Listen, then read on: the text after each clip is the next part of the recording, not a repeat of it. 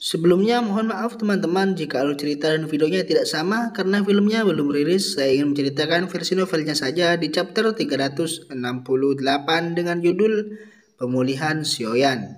Oke, selamat menonton. Few moments later. Ketika Heaven Slowing Piton telah kembali ke tangan Sioyan, Sioyan buru-buru melanjutkan perjalanannya, mencari tempat yang aman untuk memulihkan dirinya.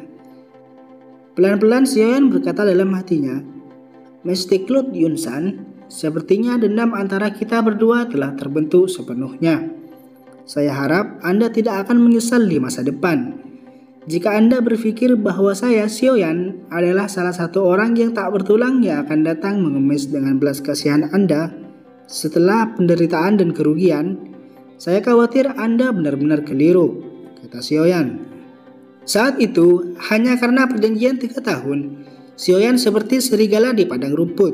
Ketika dia terluka, dia akan mundur sementara, dan dengan cepat mengikuti lagi. Dia akan menjadi seperti hantu dan belatung di tulang tersal seseorang, dan selalu menunggu untuk membalas dendam dengan pukulan membunuh.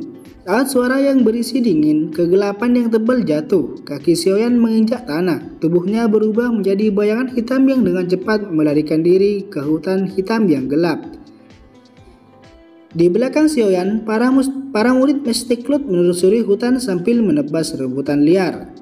Mereka memegang pedang panjang di tangan mereka sementara mereka melihat lingkungan dengan ekspresi serius.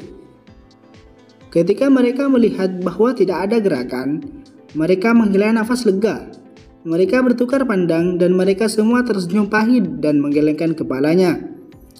Suara sinyal yang dipegang erat di tangan kanan mereka siap untuk dilepas kapan saja ketika dihadapkan dengan sosok yang menakutkan yang bahkan bisa memaksa ketua lama mereka kembali.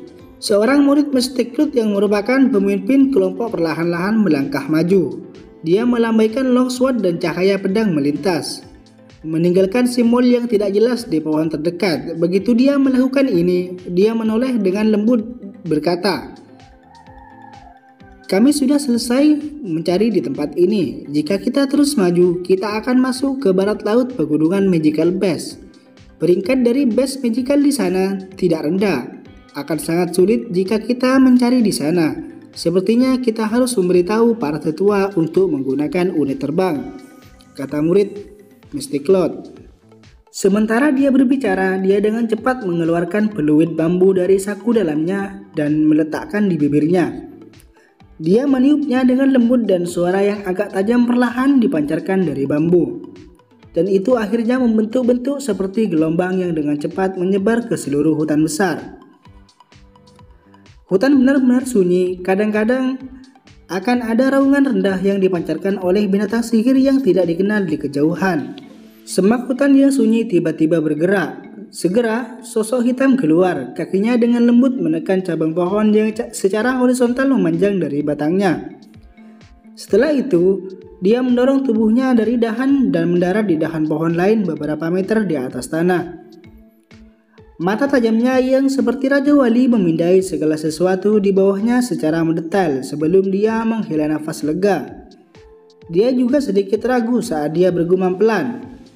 Di sini Sioyan berkata atau bergumam pada ya Allah. Pegunungan di belakang gunung Cloud berkabut terhubung langsung ke pegunungan Magical Base. Berbicara secara logis, saya saat ini seharusnya dibebankan ke pegunungan Magical Base Mountain kan? Kata Sioyan. Sioyan berkata lagi, tapi kenapa sampai sekarang aku belum bertemu dengan hewan buas ajaib yang mencoba menghentikanku? Lalu Yolo berkata, itu karena Heaven Slowing Piton di lengan bajumu. Yolo sambil tertawa dan Sioyan mendengarnya. Lalu Yolo berkata lagi, surga Melan Piton adalah binatang unik kuno. Binatang buas ajaib biasa akan merasakan kekuatan di dalam hati mereka setelah mencium baunya. Selain itu, Heaven Slowing Base saat ini memiliki kekuatan kelas doang yang Magical Base biasa mana yang berani mengungkapkan dirinya di depannya, kata Yolo. Yolo berkata lagi, jadi itu adalah berkah lelaki kecil ini. Lalu Sioyan tiba-tiba mengerti setelah mendengar ini. Dia dengan lembut menepuk lengan bajunya dan tertawa lembut. Yolo berkata lagi ya di sini, tapi sekelompok Mysticloud yang datang untuk mencarimu tidak seberuntung itu. Dari apa yang saya katakan, mereka diserang setidaknya 3 gelombang Magical Bash hanya dalam jarak pendek ini. Meskipun mereka tidak terluka, kecepatan mengejar mereka telah berkurang dengan jumlah yang cukup besar. Yolo tersenyum sambil tertawa. Xiaoyan tertawa dingin. Tatapannya sekali lagi menyapu sekelilingnya, tapi dia belum menemukan tempat persembunyian yang terbaik. Dia segera menyatukan kedua alisnya dan menggelengkan kepalanya tanpa daya.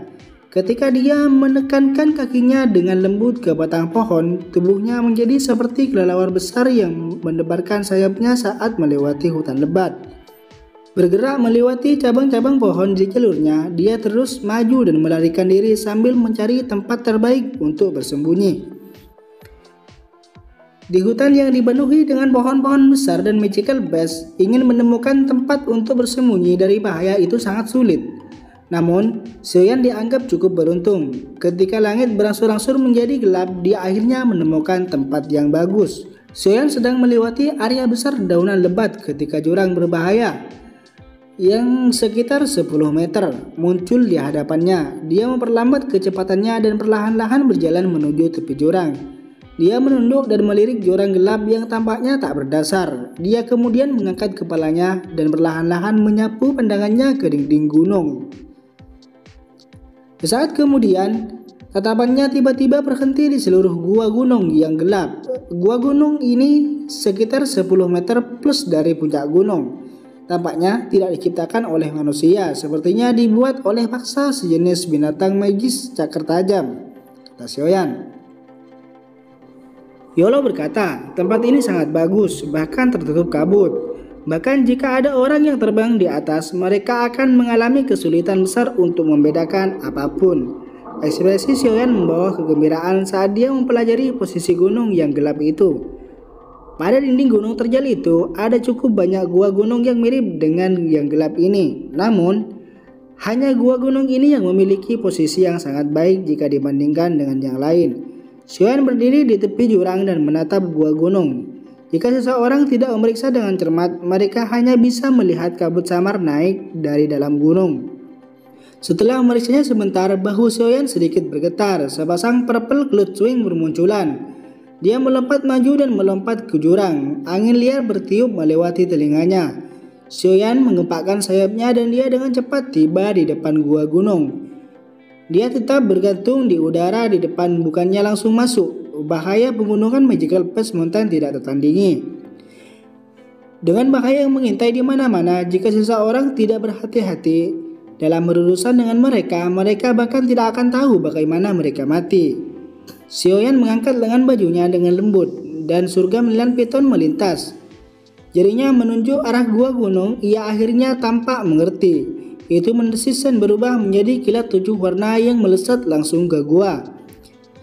Ketika dia melihat surga 9 piton melintas ke dalam gua, Xiaoyan buru-buru mundur agak jauh. Setelah itu, dia diam-diam menunggu. Penantian itu hanya berlangsung kurang dari 1 menit. Ketika angin teduh berlari keluar dari gua, sosok hitam besar cepat menembak. Itu adalah binatang sihir terbang dengan penampilan ganas yang ketakutan saat terbang keluar dari dalam. Segera memancarkan teriakan mengerikan dan menembak langsung ke langit, akhirnya menghilang di cakrawala. Xiaoyan berkata, teman baik, itu benar-benar binatang singa bersayap. Itu adalah peringkat 3 Magical Bash yang dapat bersaing dengan Dedausi.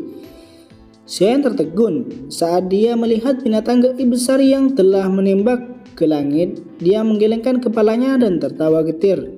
Lalu Xiaoyan berkata lagi, beruntung aku mendapatkan bantuan Heaven Slowing Python. Kalau tidak, dengan kondisi saya seperti ini, kemungkinan saya harus menghabiskan banyak kekuatan untuk mengusirnya dari gua, kata Xiaoyan. Tidak lama setelah Wings Lion Bash melarikan diri, Heaven Slowing Python terbang keluar dari gua. Itu tetap tergantung di depan Xiaoyan, mendesis sambil menyuntikkan lidahnya di depan Xiaoyan. Xiaoyan mengangkat tangannya dan surga 9 piton kembali ke lengan bajunya. Saat itulah dia mengembangkan sayapnya dan terbang ke gua sambil merasa yakin. Kakinya mendarat di batu gunung yang keras dan gelombang berwarna pucat naik ke wajahnya. Dia mengeluarkan beberapa batu intes mengikuti batunya. Purple Cloud Swing di punggungnya juga secara otomatis berubah menjadi tato yang menyusut di punggungnya. Xiaoyan berkata di dalam hatinya, "Saya memang terluka parah." Setelah hanya menggunakan Purple Cloud Swing hanya untuk beberapa menit, bagian dalam tubuh telah berubah menjadi keadaan seperti ini. Lalu Xiaoyan menghapus benang darahnya yang mengalir di sudut mulutnya saat dia berbicara dengan lembut sambil tersenyum pahit. Xiaoyan perlahan-lahan berjalan ke bagian dalam gua yang cukup luas. Meskipun bau busuk yang samar-samar menyebabkan Xiaoyan sedikit mengernyit, dia saat ini yang dihadapkan dengan dikelilingi dari segala arah, secara alami tidak dalam mood untuk peduli tentang hal sepele seperti itu. Dia menyuntikkan jarinya dan beberapa bahan pil obat ditembakkan dari dalam cincin ruang angkasa. Mereka mendarat dengan cukup mantap dalam celah di dinding gunung dan bercahaya redup. Mereka segera bersinar dan meresap ke seluruh gua. Xiaoyan menatap interior gua yang cukup terang dan kemudian melihat langit di luar yang sudah menjadi benar-benar gelap. Dia berpikir dengan tenang sejenak sebelum datang ke pintu masuk gua. Dia menggunakan semua kekuatan untuk mendorong batu besar ke atas, yang secara kebetulan memblokir lebih dari setengah pintu masuk, yang mencegah gua yang terlalu terang itu terlihat terlalu jelas dalam kegelapan malam. Setelah menyelesaikan semua tugas ini, Xiaoyan akhirnya menghela nafas panjang. Pada saat itu, kelelahan karena melarikan diri selama hampir sepanjang hari perlahan-lahan naik dari dalam hatinya, dan sebenarnya menyebabkan kelopak matanya menjadi sedikit berat.